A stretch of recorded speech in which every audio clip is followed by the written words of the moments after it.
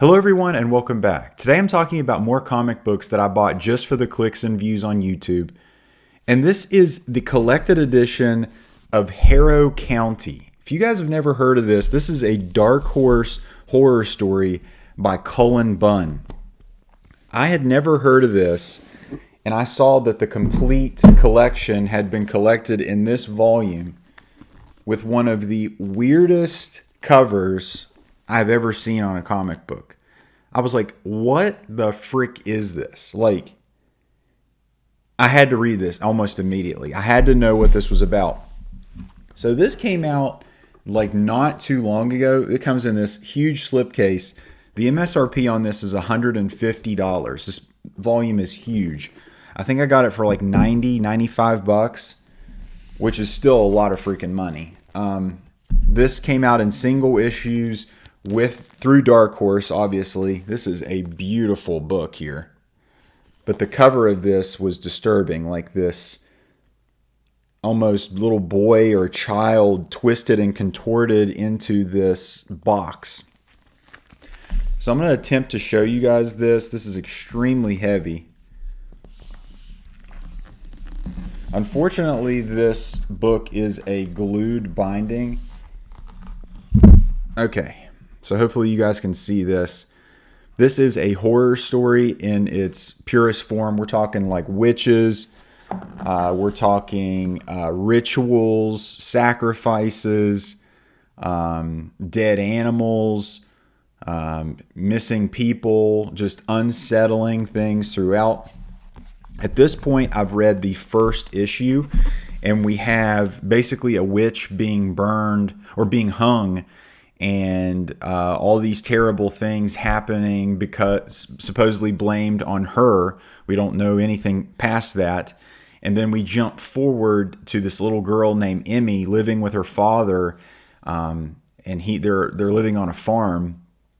A calf is born. Two calves are born. She wants to name the calf that was born, and then there's another one that's horribly mutated and mangled.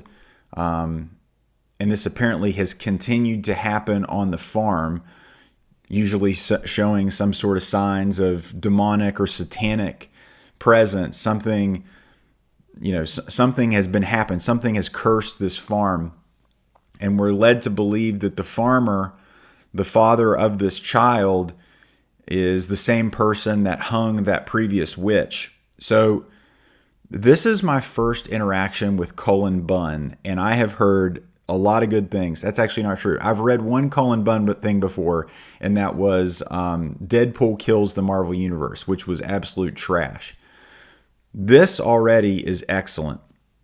Cullen Bunn is a creator that, if you know Glenn from the Comic Book Palace, he talks about him incessantly. I think he's one of his favorite creators. So I kind of am trusting him, and it led me to buy this.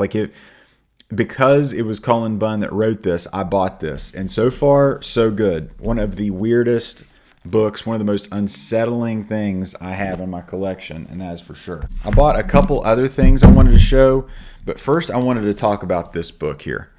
This is Absolute Transmetropolitan by Warren Ellis. I have read the first several issues of this. Let me show you some of these internal panels. Let me make sure nothing crazy is going on here. First off, this is some of the best art I've ever seen in a comic book. To think that they were putting this out on a monthly basis, I'm assuming, and getting this type of pencil work, this type of detail. There is nothing in a modern comic that looks anything like this. And I'm talking modern, meaning that's come out in the last 15, even 20 years. Like, this is incredible.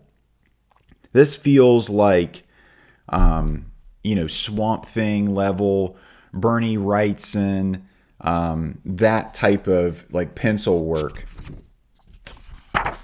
A little bit of the Starman, that early DC story. I don't love that story, but man, the art was incredible. This is a weird book. The main story of this is this guy. He's a journalist, and he was living out in the woods, and he gets called back into the city. He kind of was going crazy out there, but he got called back to cover some of the things that are going on through the city. And one of the big things is these trans mutants. I love all the trans talk there. It's just hilarious. Like, they're transitioning from being human into this alien Martian thing. And he's kind of like boots on the ground journalism, talking to these people, but he's insane. Like, he's on drugs. He's crazy. He's narcissistic. He's losing it half of the time. He gets assigned a coworker, like a helper, an assistant, and they kind of have all these trials and tribulations. They go through all this. I mean, this is a crazy book, and it is so word dense that it's one of these things. I know it's going to be one of these books that I'm going to have to read again to pick up on everything.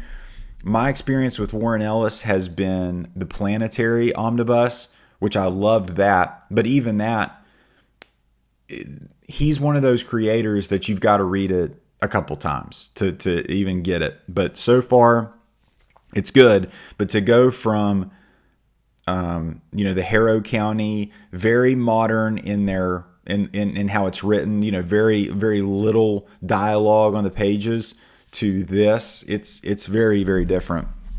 Couple more books here.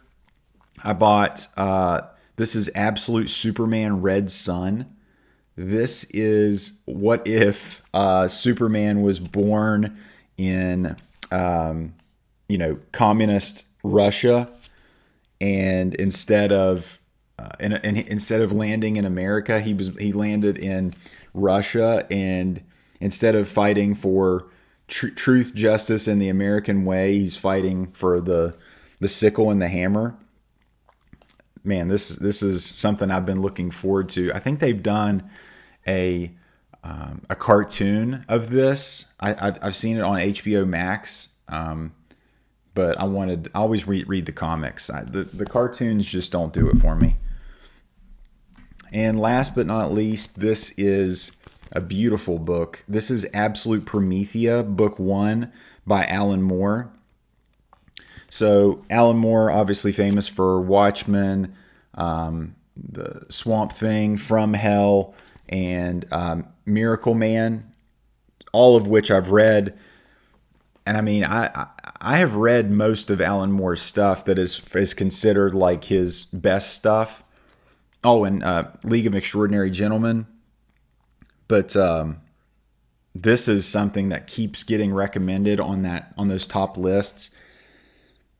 This is when a university student, Sophie Bangs, begins researching the fabled warrior named Prometheus. She expects a high grade on her report. She does not expect to assume her mantle and therefore become the living avatar of imagination.